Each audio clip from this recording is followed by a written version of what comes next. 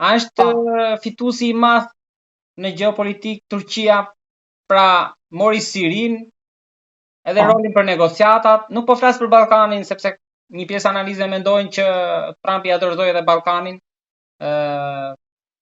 Erdoganit në patronazh, po kjo është gjë e vogël krahasim me lojën e madhe. Atëre, me siguri Erdogani është fituesi I madh I shumë betejave dhe I shumë luftrave.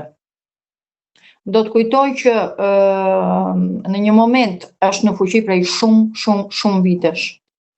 Në atë moment ku dukej humbësi I madh, kur kërkoi herën e fundit të bëj pjesë e Komunitetit Evropian, ju tha jo, u kthye në Turqi, ishin zgjedhjet dhe përdori këtë jo për të fituar zgjedhjet. Ai në atë moment ishte në një moment të vështirë politik. E përdori si lojë e identitetit kombëtar. Na thanë jo, sepse jemi turq, mos ty në thella pastaj. E përdori në favor të tij. Çdo lëvizje të her pas hershme, si thash, e ka përdorur për të qenë një aktor shumë I rëndësishëm në atë që është gjeopolitika ndërkombëtare. E përdori për të fituar Sirin, gjë që kishte kohë, që nën tokë e mbështeste, nuk ishte diçka e re, ishte thjesht vënia e kapakut të një loje që vazhdonte prej 10 vjeçarësh. Ndoshta e mori më shpejt se mendonte. Nga ana tjetër po. Nga ana tjetër, bëri një marrëveshje shumë të rëndësishme, bajktar me Leonardon në këtë moment, gjë që nuk kishte menduar. Ishte diçka që para disa vite do të ishte e pamendueshme, një marrëveshje e tillë midis një prodhuesi të teknologjisë turke dhe një figure të rëndësishme të teknologjisë së mbrojtjes të Komunitetit Evropian. Ka që është një lëvizje nga ana figurative politike shumë e rëndësishme. Bajktar është turke. Nga ana tjetër, juve thatë që në një farë mënyre ja dorëzoi dhe Ballkanin. Në një farë mënyre është e vërtet.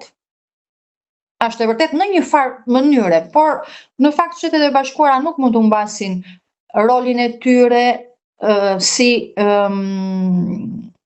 një forcë shumë e rëndësishme në Europë dhe në Ballkan. Europa është një konsumator shumë I rëndësishëm, është një konsumator që do me thënë interesi për Europën vjen në fundit nga kjo anë, sepse është një konsumues I rëndësishëm I çfarë prodhohet në vendet e tjera. Ka humbur shumë për fat të saj në këtë strategji ndërkombëtare. Unë nuk do e lija më vete rëndësinë e këtyre lëvizjeve për atë që është Ballkani dhe Europa, sepse në fundit Ballkani, Europa dhe Shqipëria do të thoja. Shqiptarët ndonjëherë mendojnë se zgjidhjet do ju vinë nga jashtë, nuk shikojnë asnjëherë se çfarë probleme ka brenda. Zgjidhja do vinë nga jashtë edhe rreziku do vinë nga jashtë. Si e thatë ju përpara Shtetet e Bashkuara I uruan në fund qeverinë e tanishme ose partinë socialiste. Dhe aleatët. As nga opozita, plotësisht, as nga qeveria. Po si do që tjetë arriti. Më shumë janë trembur nga një postim I Rubios, I cili ka deklaruar që po shpall një politikë të re të kufizimit të vizave që do të zbatohen ndaj zyrtarëve dhe individëve të huaj që janë bashkëfajtor për censurimin e amerikanëve, fjalës së lirë. Ndoshta nga kjo janë trembur më shumë se mund të vinë nga grada tjera ose heqje vizash. Dua të kujtoj diçka. Nga ana historike, historia na shërben për të mësuar shumë gjëra. Në qoftë se ne shikojmë Irakun dhe ato çfarë ka ndodhur, Iraku, studimi I historisë të 50 vjeçarit të fundit të Irakut na shërben për të kuptuar lëvizjet amerikane në nivel global. Gratat dhe nogratat mund të hiqen dhe të vijen sipas momentit gjeopolitik. Ka ndodhur me liderin e Sirisë? Prandaj po e them me fjalë, Iraku është akoma më simbolik. Ai Sirisë të paktën unë kam thënë gjithmonë ishte aq I ri sa të bënte analizën e atyre që e kishin paraprirë në vendet e tjera dhe të ikte në momentin e duhur. U tregua shumë njohës I mirë I lëvizjeve politike dhe i historisë. Kështu që gratat no gratat hiqen, apo vihen sipas momentit. Si do që tjetë, për mua është e rëndësishme të kuptohet, ose për pak në përvlerësimin tim, që pjesëmarrja në 42% do me thënë që 58% e popullsisë nuk ka shkuar të votoj. Është një përqindje shumë e madhe. Kështu që të gjithë politikanët, të çfarë të lloj niveli që të jenë, duhet të pyesin veten çfarë kanë bërë për të humbur besimin e njerëzve që nuk besojnë më se vota e tyre do të ketë një farë vlere. Kjo është gjëja më e rëndësishme. Rezultati më i rëndësishëm është ky në fund të fundit. Lexova diçka që Republika e Maqedonisë të Veriut do të jepte ndihma familjeve të reja që të jetonin në fshat, të shfrytëzonin fuqinë e të tjera. Sido që të jetë janë vende, po, jo vetëm Maqedonia e Veriut, edhe vendet të tjera të Ballkanit, Serbia, sidomos Malizi, që kanë një strategji industriale, një strategji ekonomike në shumë fusha. Është njësoj si kur të thuash, dua të shkoj nga një vend në tjetrin, të nisem, po unë kur nuk e di se ku do shkoj, humbas rrugës. Dhe Shqipëria në fakt, në këtë moment, nga ana ekonomike, nuk po di të shfrytëzoj dhe nuk po di se kush është rruga e vet. Aq më tepër ky mandat i 4 radhas i i vështirë për të motivuar. Për të motivuar, dakord, më i vështirë, në qoftë se do dihet të manovrohet, si thash më parë, është momenti më i rëndësishëm për Shqipërinë. Por, nga ajo që shihet, deri tani, nuk ka një plan strategjik për zhvillimin ekonomik. Kemi një emigracion që vazhdon akoma. Unë nuk mund të jem, dakord, më bëhet qefi që shumë të moshuar nga Italia apo këto vinë në Shqipëri, por dua të kujtoj diçka që në qoftë se një industri e rëndësishme, që jo nga ata që vinë investojnë për një moment dhe investojnë sepse aty rroga është më e ulët.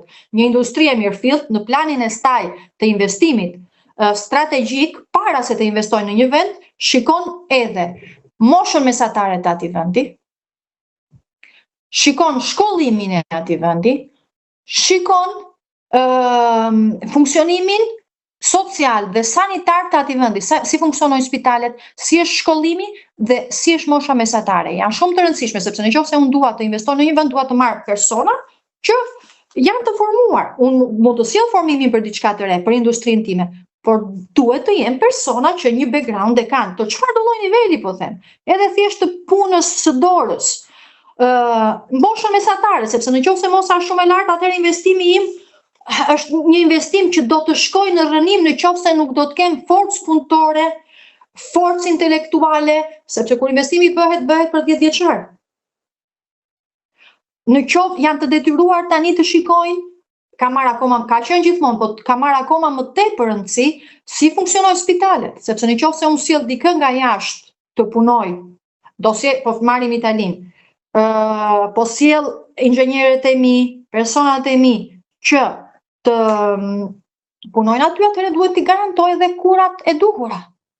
Në qoftë se këto gjëra nuk shkojnë, atëherë investimi shkon diku tjetër.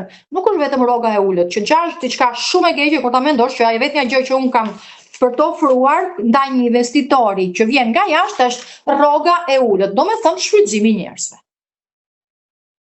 Duhet t'i shohin këto gjëra.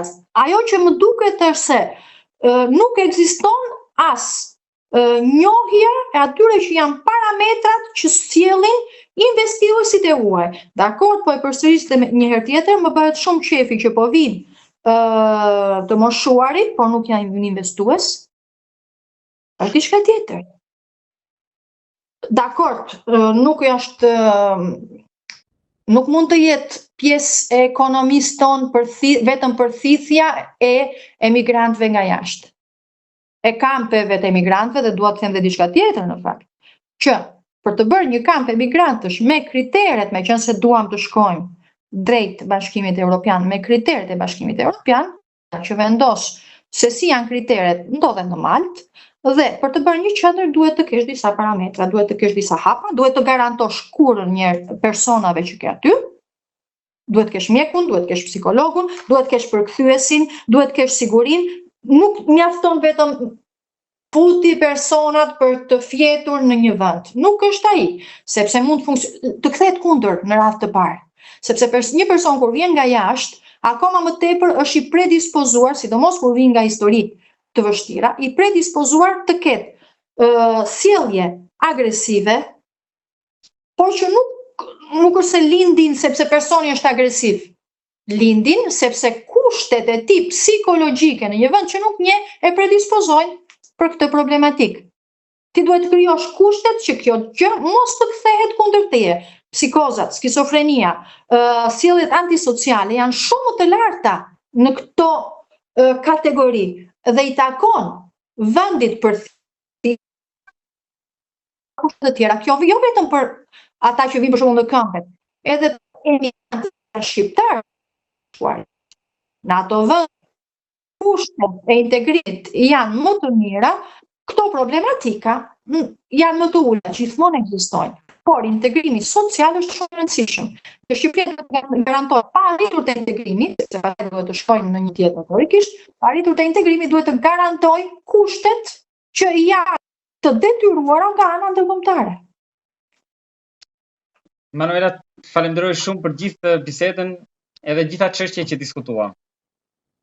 Faleminderit ty, shpresoj mos kem shkuar shumë gjatë, por në fakt janë argumente shumë të rëndësishme për Shqipërinë, që duhet i kthej syt nga Shqipëria dhe nga shqiptarët. Për mos humbur këtë moment historik që me të vërtet ka.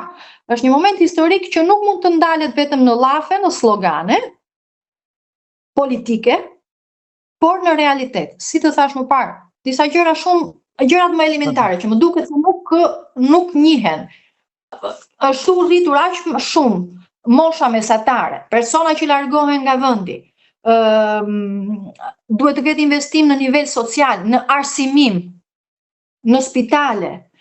Në qoftë se duam të shkojmë në një drejtim, duam të shkojmë drejt Europës, dakor, por duhet të njohim kush janë ligjet, ku duhet të shkojmë